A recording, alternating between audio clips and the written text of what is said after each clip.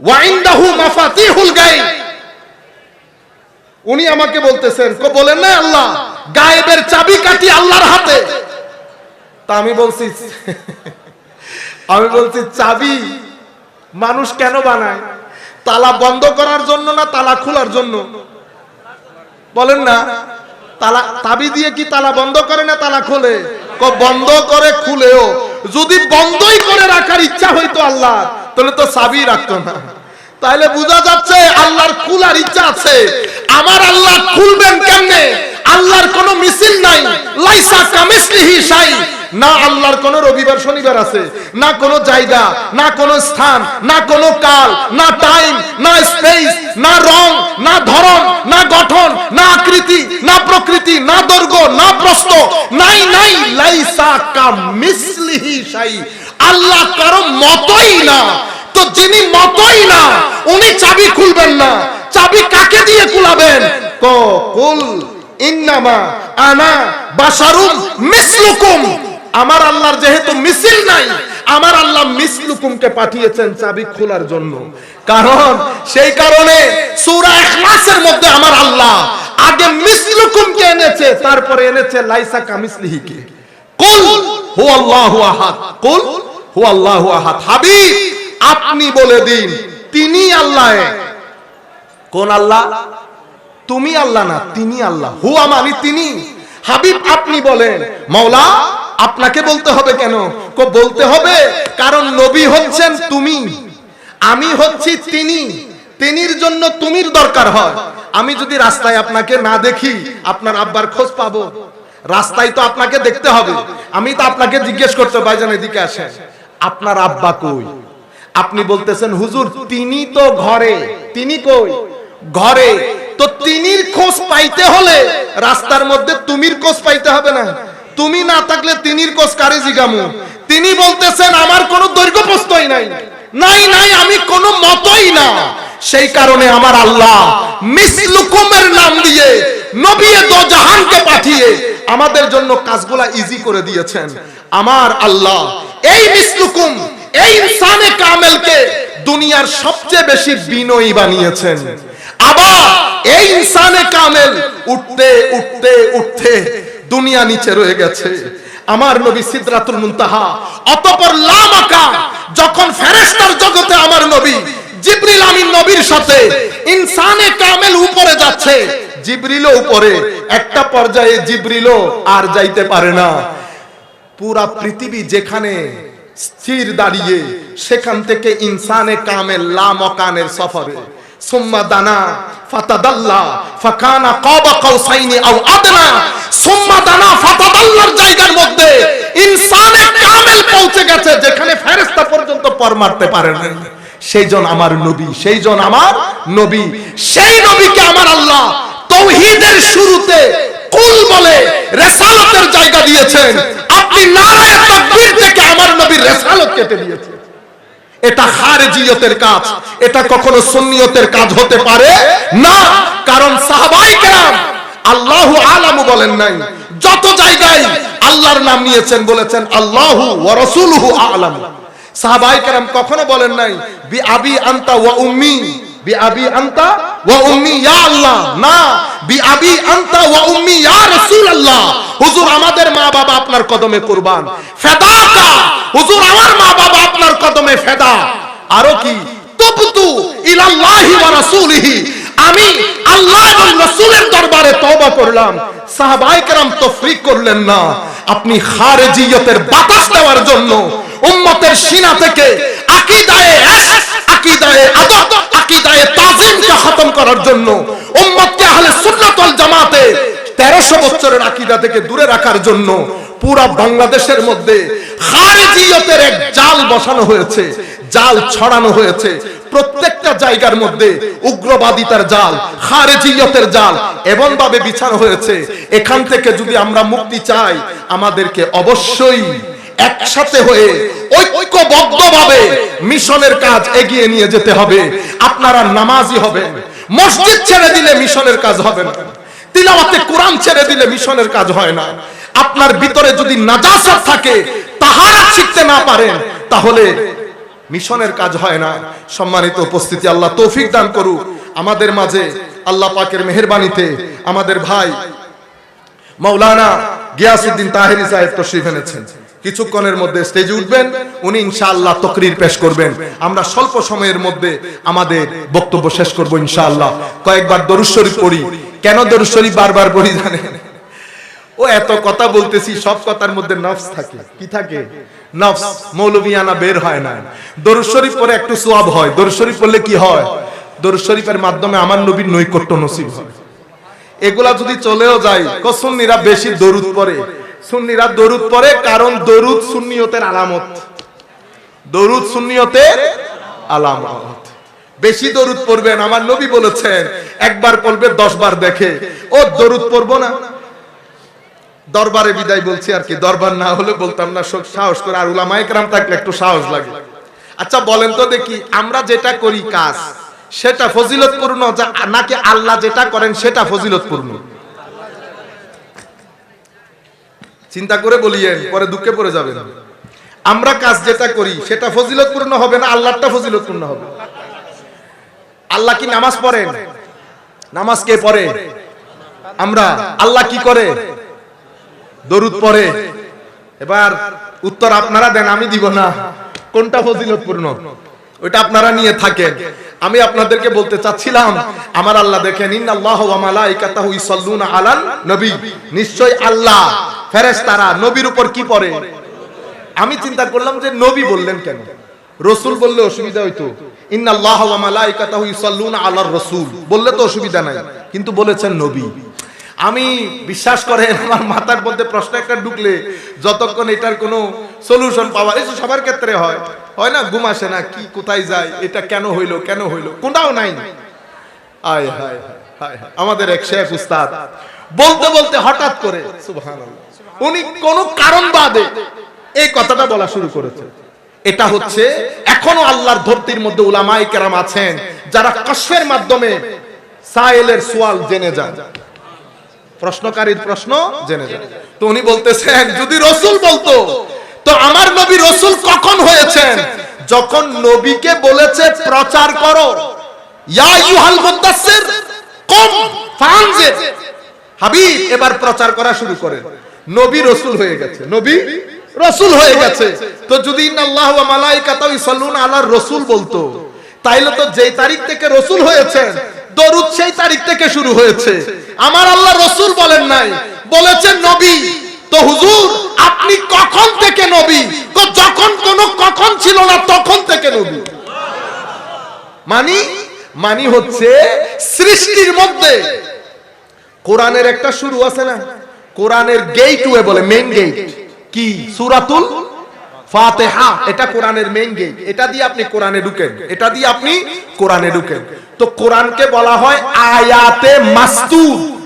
আয়াতে মানে এমন নিদর্শন আল্লাহর যেটা লিখিত, যেটা লিখিত, এটা আয়াত। আবার আল্লাহর দুনিয়ার মধ্যে আরেকটা আয়াত আছে, এটাকে বলে আয়াতে মানজুর।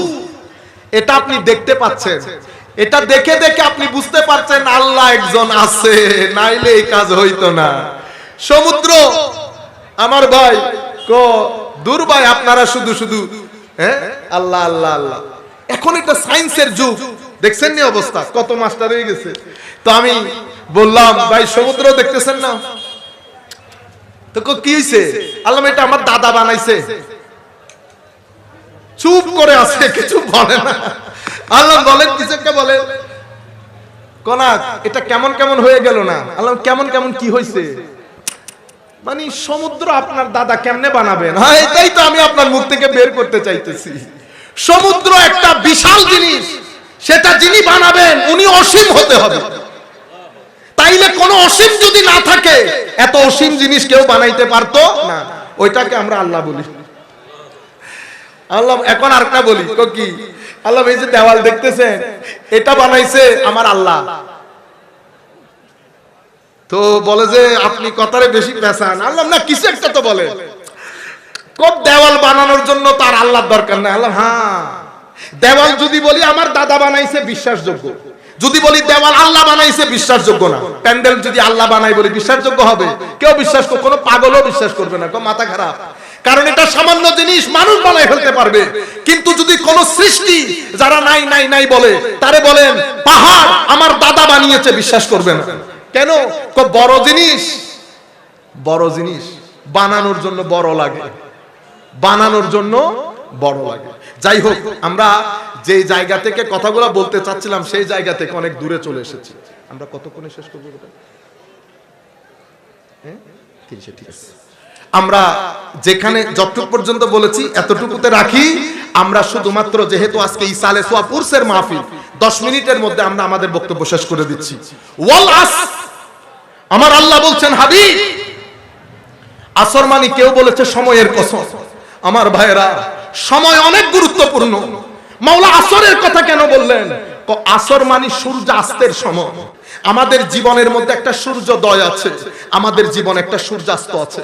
সূর্যাস্ত মানে আমরা আস্তে আস্তে মৃত্যু পথযাত্রী। আমার আল্লাহ আমাদেরকে স্মরণ করিয়ে দিচ্ছেন, হে মানুষ, তোর জীবনের সূর্য উদয় হয়েছে, সেই সূর্য এখন অস্তমিত হওয়ার পথে, কবর হা করে আছে।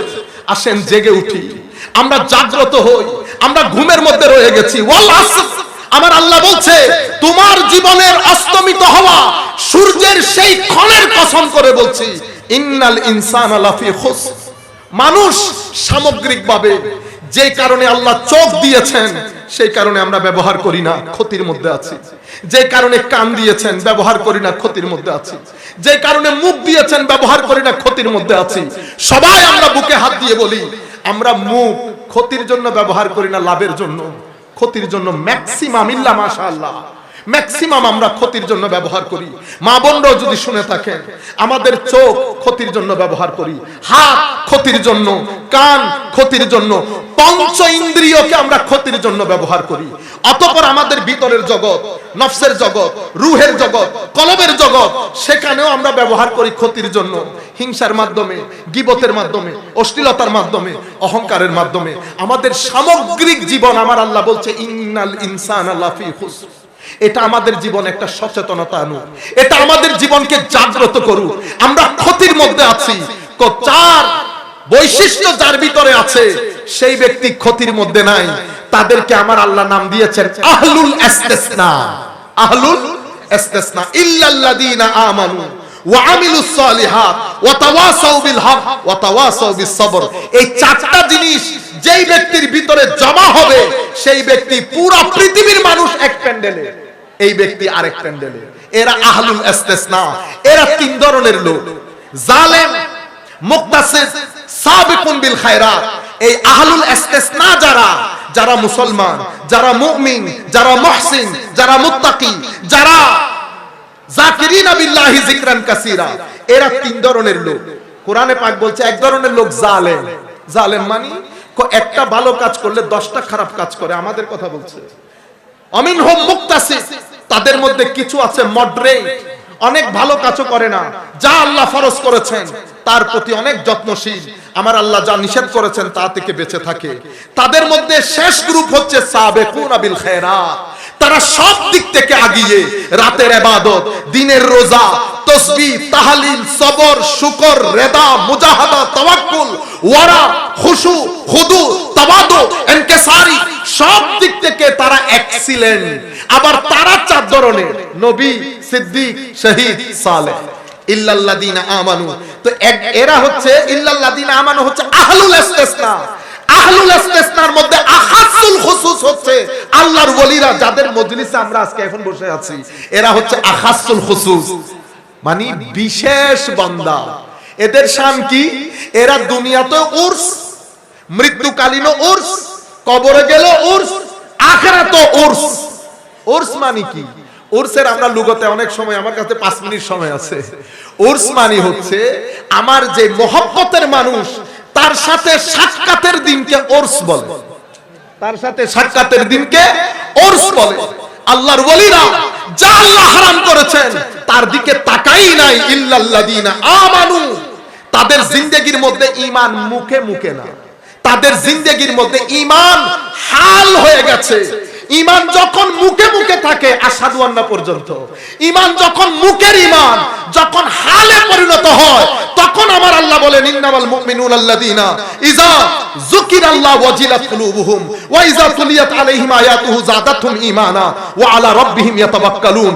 মুখের ঈমান যখন হাল হয়ে যায়, তখন সেই ব্যক্তিদের সামনে জিক্রে ইলাহি করা হলে তাদের সিনা আল্লাহর ভয়ে বের হয়ে আসতে চায়, তাদের সামনে কোরআনের আয়াত তিলাওয়াত হলে তাদের ঈমানের মধ্যে তরঙ্গ তৈরি হয়। তার কি ওয়ালা রাব্বিহিম ইয়াতাওয়াক্কালুন, তাদের জীবনের মধ্যে কোনো চাওয়া পাওয়া থাকে না, তারা ওই ব্যক্তির মতো হয়ে যায়। মৃত ব্যক্তিকে গোসল দেওয়ানোর সময় মৃত ব্যক্তির যেমন কোনো লাইকিং ডিসলাইকিং থাকে না, মৃত ব্যক্তি যেন কথা বলতে পারে না, আল্লাহর এই বান্দাগুলা তাদের সামগ্রিক বিষয় আল্লাহর দরবারে সঁপে দেয়। আল্লাহ খেতে দিলে খায়, খেতে না দিলে খায় না, খাইতে না পারলেও বলে আলহামদুলিল্লাহ, খেতে পারলেও বলে আলহামদুলিল্লাহ। তারা আল্লাহর আখলাকের মধ্যে ফানা হয়ে যায়। ওয়াল্লাযীনা ইউকিমুনাস সালাহ ওয়া মিম্মা রাযাকনাহুম ইউনফিকুন, নামাজ কায়েম করে, আল্লাহ তাদেরকে যা দিয়েছে খালকে খোদার খেদমতের জন্য নিরবিচ্ছিন্নভাবে ব্যয় করে। আমার আল্লাহ বলছেন এই হাল যখন কোন মুসলমানের হয়ে যায়, আল্লাহ ফতোয়া দিচ্ছে উলাইকা হুমুল মুমিনুনা হাক্কা, এরাই হচ্ছে আসল মুমিন, যাদেরকে আমরা আল্লাহর ওলি বলি। এই আয়াতের ব্যাখ্যায় ইমাম ইবনে কাসির, ইমাম কারতাবী এনেছে হযরতে হাসান বিন আলী রাদিয়াল্লাহু আনহুকে যখন জিজ্ঞেস করা হয়েছে হুজুর আনতা মুমিন, আপনি কি মুমিন? হযরতে হাসান বলছেন ঈমান দুই প্রকার, আল ঈমানু ঈমানাইন, ঈমান দুই ধরনের। একটা ঈমান আশহাদু, আমি মুখে সাক্ষ্য দিচ্ছি আল্লাহ, আরেকটা ঈমান ইন্নামাল মুমিনুনা আল্লাযীনা ইযা যুকিরাল্লাহ, তুমি যদি মুখের ঈমানের কথা বলো আমি মুমিন, আর যদি হালের ঈমানের কথা বলো তো আল্লাহ জানে আল্লাহ আমাকে কোন জায়গার মধ্যে রেখেছে। ইল্লাল্লাযীনা আমানু ওয়া আমিলুস সালিহাত, আল্লাহর ওলিরা যখন এই স্তরে পৌঁছে যায়, খালকে খোদা তারা যেখানে যায় বাজার বসে যায়, মানুষ তাদের পেছনে পেছনে দৌড়ায়। আল্লাহ বলছেন লাহুমুল বুশরা ফিল হায়াতিদ দুনিয়া ওয়া ফিল আখিরা, মানুষের মুখে মুখে তাদের প্রশংসা থাকে। আমরা যেখানে ডেকে মানুষ আনতে পারি না, তারা যেখানে বসে খালকে খোদার লাইন লেগে যায়। কোন নেতা মন্ত্রীর পক্ষে এতগুলো মানুষকে একত্রিত করা সম্ভব না, যেই কাজ আল্লাহর ওলিরা দুনিয়া থেকে গিয়ে দেখিয়ে দেয়। এটা হচ্ছে তাদের দুনিয়ার ওরস, দুনিয়ার ওরস। এরপরে মৃত্যুকালীন উরস কোনটা? মৃত্যুর সময় যখন আসে ইসাফিতুল্লাহুল্লাযীনা আমানু বিল কওলি সাবিত, এই আয়াতের ব্যাখ্যা ইমাম ইবনে কাসির এনেছেন মুসনাদ ইমাম আহমদ ইবনে হাম্বলের মধ্যে। হুজুর হযরতে বারা বিন আযিব থেকে হাদিস বর্ণনা দিয়েছেন কি এই ধরনের আল্লাহর ওলি যখন মৃত্যুর সময় আসে, পুরো অ্যাটমসফিয়ারকে আল্লাহ ফেরেশতা দিয়ে সাজিয়ে ফেলে। অতঃপর একজন ফেরেশতা জান্নাত থেকে ট্রে আনে, জান্নাতের কাফন, জান্নাতের আতর এনে ওই ব্যক্তির সামনে বসে, ওই ব্যক্তি আল্লাহর ওলি ফেরেশতাদেরকে দেখে ওই জামাল, ওই নূরের মধ্যে গুম হয়ে থাকে, কারণ আগেও দেখেছে গুম হয়ে থাকে। অতঃপর জিবরিল আমিন এসে যখন বলে আখরিজি ইয়া আইয়াতুহান নাফসাত তাইয়্যিবা, ও আল্লাহর ওলির নফস বের হয়ে আসো, এভাবে বের হয়ে যায়। উনি বুঝতেও পারেন না, তৃষ্ণার্ত ব্যক্তি পানি পান করার সময় যেমন একটা ড্রপ এদিক দিয়ে পড়ে যায়, বুঝতেও পারে না, জান বের হয়ে যায়। ওনার রূহ নিয়ে ফেরেশতাদের মধ্যে জুলুস হয়, জুলুস। ফেরেশতারা ওই রূহকে জান্নাতি আতর, জান্নাতি কাফনের মধ্যে নিয়ে আস্তে আস্তে উপরের দিকে উঠতে থাকে। ফেরেশতা একজন দুইজন না, লাখো ফেরেশতার মাজমার মধ্যে আল্লাহর ওলির রূহ যখন উপরে নিয়ে যায়, এবার চিন্তা করে দেখেন তো সেটা কেমন হয়।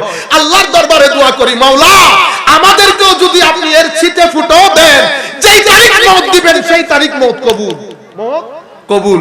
এরকম প্রটোকল পাইলে কে না মরতে চায়, কে না মরতে চায়।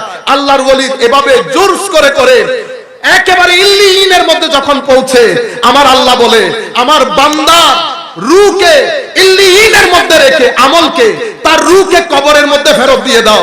কবরের মধ্যে ফেরত দেয়, ফেরেশতা আসে।